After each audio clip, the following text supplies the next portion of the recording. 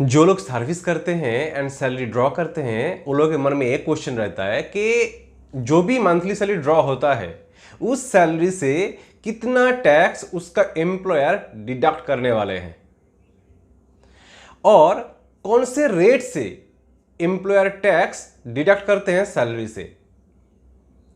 Hello everyone, my name is Subrata Jana. By profession I am a chartered accountant.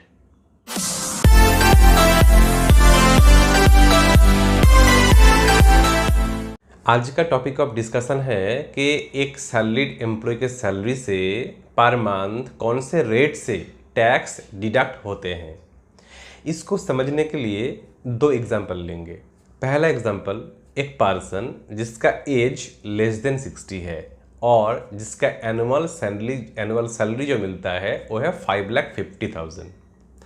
और एक person लेंगे जिसका as less than 60 है और जिसका एनुअल सैलरी है 10 lakhs। So first case, mister A जिसका एनुअल सैलरी है 5,50,000। तो मिस्टर ए का क्वेश्चन है उसके सैलरी इनकम से कितना टैक्स पर महीना उसका एम्प्लॉयर डिडक्ट करेंगे।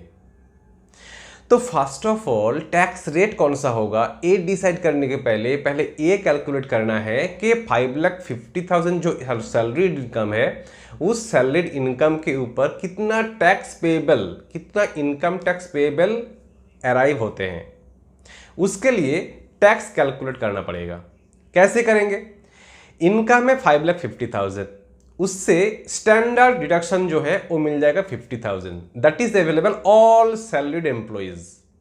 स्टैंडर्ड डिडक्शन जो है वो है 50,000 का अमाउंट, वो सब के लिए है। जो लोग सर्विस में हैं, सैलरी ड्रॉ करते हैं, उसको 50,000 का डिडक्शन मिलता है।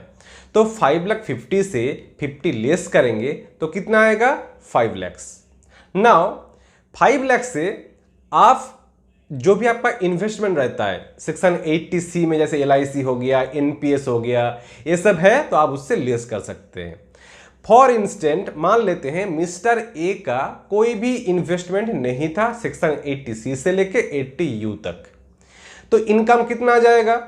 इनकम आपका आ जाएगा 5,50,000 माइनस 50,000, दैट कम्स टू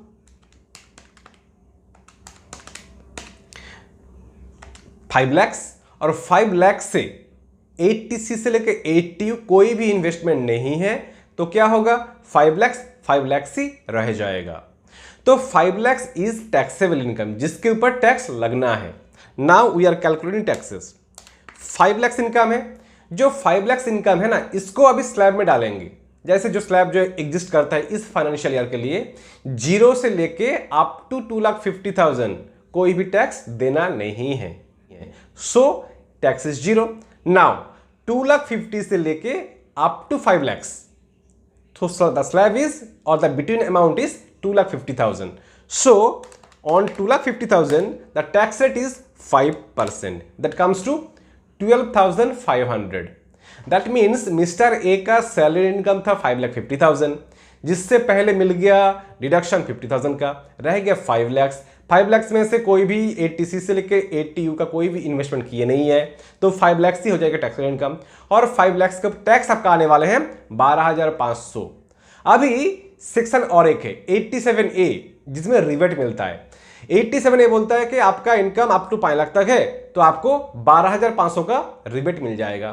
तो 12,500 लेस कर देते हैं तो टैक्स आ गया 0। तो इसका मतलब ये हो गया जिसका इनकम 5,50,000 है और कोई भी इन्वेस्टमेंट नहीं है 80C से लेकर 80U तक, उसको कोई भी टैक्स देने का दरकार नहीं है। तो 0 टैक्स आ रहे हैं। Now what will be the tax rate? Tax rate होता ही नहीं है सैलरी में। 0 टैक्स आया, that means tax rate is 0%। ये था फर्स्ट केस। नेक्स्ट लेते हैं और एक एग्जांपल। मिस्टर बी जिसका एज है less than 60 and earning salary income 10 lakhs per annum. 10 lakhs per annum income है मिस्टर बी का जिसका एज है लेस देन 60। नाउ 10 लाख में से स्टैंडर्ड डिडक्शन जो है 50,000 वो मिल जाएगा, माइनस कर देते हैं तो आ जाएगा 9,50,000। उससे लेस करना है जितना भी इन्वेस्ट किए हैं सेविंग्स के लिए 80C से लेकर 80U सेक्शन में जो प्रिस्क्राइब्ड है उसमें। ATC में मैक्सिमम 1,50,000 आप क्लेम कर सकते हैं। उसके बाद ATCC-D में आप NPS में मैक्सिमम 50 डाल सकते हैं, तो 2 लाख हो गया। और अदर्स जो है आपका जितने भी सेक्शन से, जैसे हेल्थ इंश्योरेंस हो गया एंड अदर मिसलेनियस जो सेक्शन है, सबको मिला के मान के चलते हैं कि 9,50,000 आया था इनकम, अभी उससे 2,50,000 का डिडक्शन क्लेम कर ली है mister be under section 80C से लेके 80U तक। तो लेस करते हैं 2,50,000, दैट कम्स टू 7 लाख। यहां पे जो रिवेट था 87A का और नहीं मिलेगा क्योंकि इनकम जो है 5 लाख से ज्यादा है। तो यहां पे टैक्सेबल इनकम जो आया है वो आया है 7 लाख। सो 7 lakh is the taxable income. Now tax calculate करना है। सो 0 से लेके 2,50,000 नो टैक्स, 2,50,000 से लेके 5 lakh, that means the gap is 2,50,000 into 5%, that comes to 12,500। तो up to 5 lakh we had covered. Now 5 lakh से लेके 7 lakh, the gap is 2 lakh. So 2 lakh के ऊपर इसका जो टैक्स रेट है ये है 20%। दैट मीन्स जो स्लैब एग्जिस्ट करता है इस फाइनेंशियल ईयर के लिए 5 लाख से लेकर 10 लाख का जो स्लैब होता है इसमें टैक्स लगता है 20% का। तो 2 लाख के ऊपर 20%, that comes to 40,000। So total tax आ गया है 52,500। नाउ 52,500 से कोई भी रिबेट नहीं मिलेगा। सो पूरा जो अमाउंट है यही टैक्स है। अभी इसके साथ 4% जुड़ेगा एज सेस पेमेंट।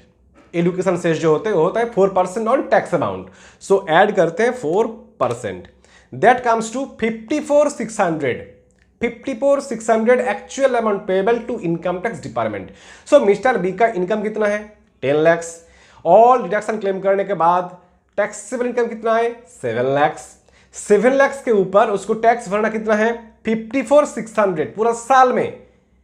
अभी 54,600 को क्या करेंगे, डिवाइड कर देंगे किससे, 7 लाख से, जो टैक्सेबल इनकम था, divided by 7 lakh, that comes to 7.8% के रेट में पर मंथ सैलरी डिडक्ट होगा मिस्टर बी के सैलरी से।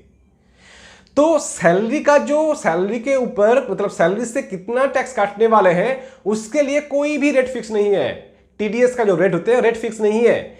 सैलरी के केस में टैक्स जो काटते हैं, जितना भी टैक्स लायबिलिटी आएगा डिवाइड करना है टोटल टैक्सेबल इनकम से, उससे आ जाएगा आपको टैक्स का रेट। या आप ऐसे भी कर सकते हैं कि जैसा टैक्स आया था इसमें 54,600, आप एक एम्प्लॉयर के पास 12 महीने काम करने वाले हैं तो डिवाइड कर दो 12 से, तो पर महीना आपका 4,550 के रेट में 4,550 जो है इतने अमाउंट का टैक्स आपका काटने वाले हैं पर मंथ। तो ये था आज का डिस्कशंस।